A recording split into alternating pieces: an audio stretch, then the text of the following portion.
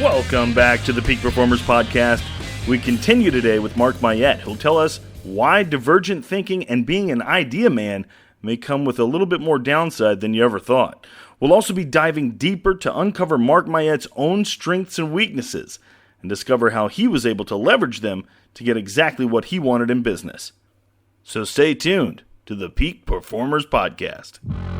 Welcome to this edition of Peak Performers Podcast with your host, Thor Conklin. Thor will be sharing the necessary tools, strategies, and psychology you'll need to become a peak performer in any area of your life or business. What's one of your biggest strengths? You know, from an overall, talent perspective, my number one is connectedness. And from the standpoint of what it means is that I'm kind of really good at being able to connect dots, realize that things don't happen for a reason. Everything, I'm kind of fatalistic from the standpoint of I believe that everyone has a purpose, everyone has a reason to be here. And for a certain extent, everything doesn't happen necessarily by accident.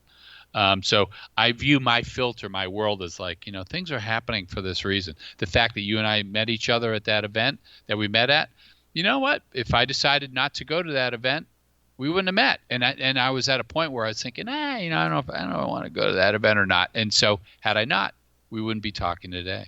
So on the entrepreneurial side, my number one attribute on the entrepreneurial side is ideation or creativity. So I'm all about, and the interesting thing is that they used to refer to it as creativity or ideation. They now refer to that trait as a disruptor. People that are really good at being creative oftentimes are disrupting the status quo or disrupting a process or disrupting a technology or disrupting a model because they're thinking out of the box and they're thinking of a different way to do it. But my number one entrepreneurial attribute is a disruptor. So those are two of my more prominent strengths and talents. What's your weakness? The interesting thing is one of my from a entrepreneurial side, my biggest weakness is delegator. I cannot delegate. I have a hard time delegating, which is ironic because we were just talking about our friend at Entree Holic, right? And it's all about delegating. So I need to be very aware of the fact that I need to be able to let go of some stuff. Yeah. And if I don't, I'm not going to scale.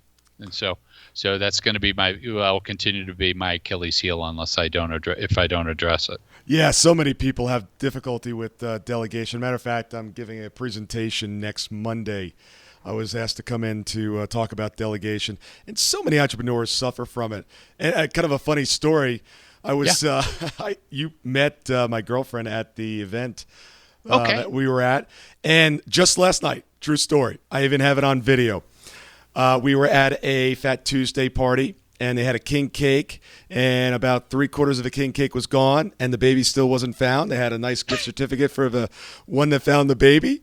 So I said, "Look, honey, I'm eating right. I'm eating correctly. I can't have like 8 more pieces of king cake. So would you just go? You're always lucky. Just pick the one that's going to win. Find the one with the baby."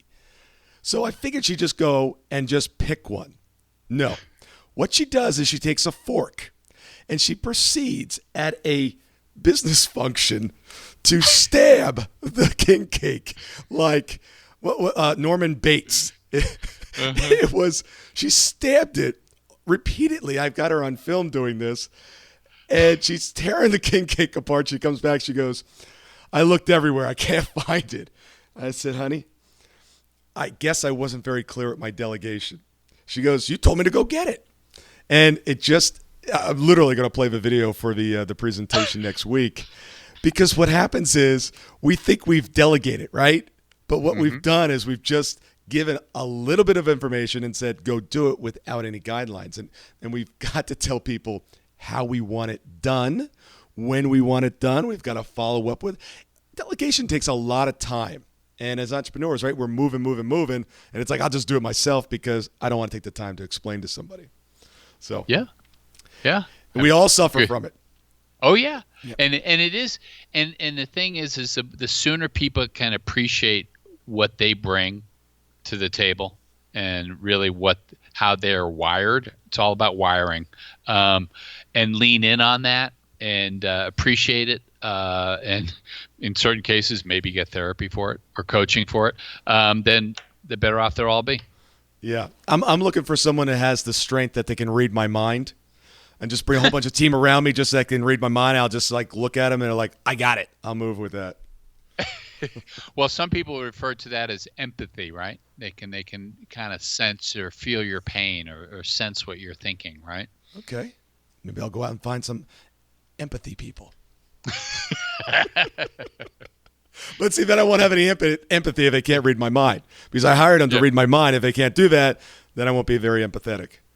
Mm-hmm. We're all about execution here, about taking your knowledge and then actually executing on it and getting it done.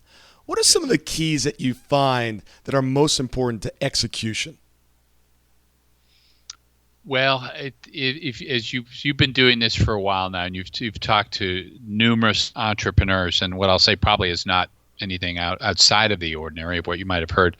But the first thing that jumped to my mind about execution is have a plan, and have a strategic plan that has very specific objectives. I call them, as I said, I did a blog recently called Wicked Smart Goal Setting. I'm from Boston, Massachusetts, so I had to put out that Wicked Smart. But it was all about goal setting, smart goal setting, or wicked smart goal setting. So it's so if you have smart goals and you have a high degree of discipline, which is another attribute, by the way, and you follow up on that and you follow through on that, then you'll get to a point where you'll start to realize some results, because sometimes you can get in your own way, as we've talked about. Let's talk about the discipline a little bit, because I think that plays a key role. Yep. Is there anything that shows up in the Strength Finders test? Is there any strategy that you might have that would increase someone's discipline? Yeah, because I think you're bringing up a good question from the standpoint. If I rephrase the question, please. It's along the lines of if I have a talent that's not a talent, it's a downright weakness. Can I, at the end of the day, have that weakness developed into a strength? And Gallup would surmise and suggest, especially based on the research, that if you focus too much on the weakness, you will achieve probably ineffective results, as opposed to focusing on your talents and your strengths. So if you've got a definite challenge in a specific area, you'll probably need some sort of coping mechanism or some sort of resource, whether it's an accountability partner, whether it's a high-tech gadget that kind of keeps you on track by reminding you what you need to be doing. It might be another tool that you might devise that kind of keeps you on track. If not, you'll probably fall off the wagon pretty easily. Okay, why do you get up every single morning and go to work? Is it because you love morning traffic, office break room coffee, and meetings? No. The main reason people get together and work is accountability. Of course, these days you can definitely remotely work most jobs. Heck, my phone's got a more powerful computer in it than any desktop my dad's ever used. But it's not about that. What it is about is being able to look a peer in the eye and know that you delivered. A lot of entrepreneurs these days don't have that luxury. They might work from home. They might be a sole proprietor, or they might just be a one-person operation. But accountability is still an important part to execution and overall success. So what do? Well, we've got a solution.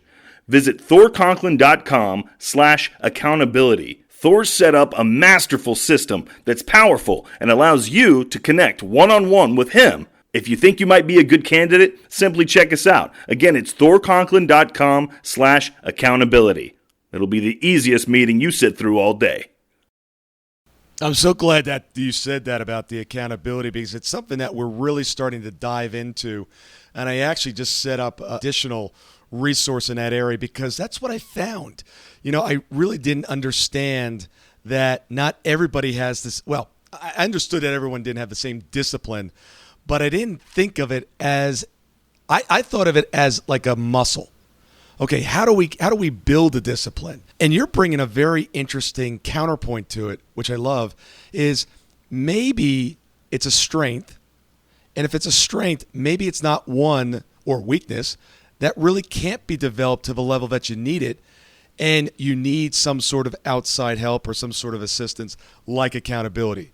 I think that's brilliant because I think so often, we see, what do we do as entrepreneurs, right? We solve problems. So it's like, okay, we see a problem, that person's not disciplined, that organization's not disciplined. How do we bring discipline? Well, maybe it's just not in their makeup. So how else can we make it work? Brilliant. I like that. Like it a lot. Good. Tell us one of the biggest hurdles you needed to overcome in your business. The biggest hurdle, I would say probably surprise, biggest hurdle is consistent cash flow. And I heard a speaker recently say, I'm not poor. I just have a cash flow problem. And it's maintaining some degree of predictability in my business, and it's an ongoing evolution for me as I scale my coaching business, where I have to maintain and work through the ebbs and flows, and so I would say during the startup phase it was having some consistent revenue that I could depend upon based on the outcomes of my business. Yeah, it's funny. I mentor a group of young entrepreneurs, and we were talking about cash flow issues and so forth. And they're like, well, that's easy for you to address because you've gone through that phase, and that's not a big deal anymore. I said, well, let's get something straight here. Cash flow never goes away. And as you grow, those cash flow issues can become huge. Who was it? Apple. Now, they didn't run into a huge cash flow issue because they had a bunch of cash. But from an operating standpoint, they did because their products started to take off. And they had to meet demand, so they had to make all this product ahead of time. Cash flow can show up at any time. And as you grow, it can even be a more significant and a much bigger issue. So it's not like you graduate past cash flow issues and it's like, oh, nope, not going to have that anymore. Right. Yeah. It's amazing how some young entrepreneurs think that, you've been there, you've done that, and you only go through it once. These things come, and then once you get it figured out, then it doesn't work anymore. Then you got to try another idea. I was talking to someone recently, and they were in promoting bands and entertainment acts and so forth. And I said, so what's one of the hottest things right now as far as marketing ideas? He goes, handing out flyers. He goes, because we got away from it, right? And, back in the 70s, the 80s, you go somewhere, there was always flyers on your car. Well, guess what? They're going back to putting flyers on cars. Mm-hmm. Why? Because go ahead. Yeah, and I used to work for a company that was in the mailing business, and we would always say that, because email has become such as albatross for so many people, the mail moment, MAIL, is still a very viable option to attract or at least get eyeballs, where email, people are just too busy pressing delete. So sometimes going back to basics really is a good strategy. Yeah, when I was dating, of course, you got all these different apps online and all these different ways to basically advertise yourself in the dating community. And I said to a buddy, I said, I think I'm just going to rent a puppy, go down to the park with a sign saying boyfriend available. Like nobody's doing that. Yeah. It's funny. I did not have a chutzpah to pull that one off, but you gotta always try things that are different. Thank you so much for listening today. I really do appreciate your time, and I hope you found today's show valuable. If you would like to receive these shows automatically to your phone or to your computer, simply go to iTunes and subscribe. After listening to several of the shows, if you're so inclined, please leave us a 5-star rating, as this helps us reach additional people and spread the message. If you're truly committed to taking your life to the next level and doing whatever it takes to become a peak performer, but something's holding you back, something is blocking your way, and you just can't seem to figure out what it is, send me an email to info@thorconklin.com. And I'd be more than happy to get on the phone with you. We'll schedule a 15-minute discovery call. No obligation, no cost. I absolutely love to hear from the listeners. And if there's something I can do to help, I'd be more than happy to do that. Also, if you found something of great interest in today's show and you want to share that with your friends and family, simply go to my Facebook page, Thor Conklin. Click on the episode, hit the share button, and share it on your page. You can follow me at Twitter at Thor Conklin. The website is thorconklin.com.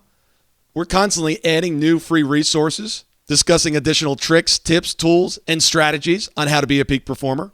Remember, I try to keep these episodes short so you can listen to them during dot time, doing other things, commuting, driving, walking, working out. Decide to be a peak performer in all that you do. And until tomorrow, have an absolutely amazing day. And that wraps up another Peak Performers podcast. Join us again for part 3 with Mark Myette, when we'll discuss entrepreneurs. What are they and how to avoid them? That's next time on the Peak Performers podcast. We'll see you at the top.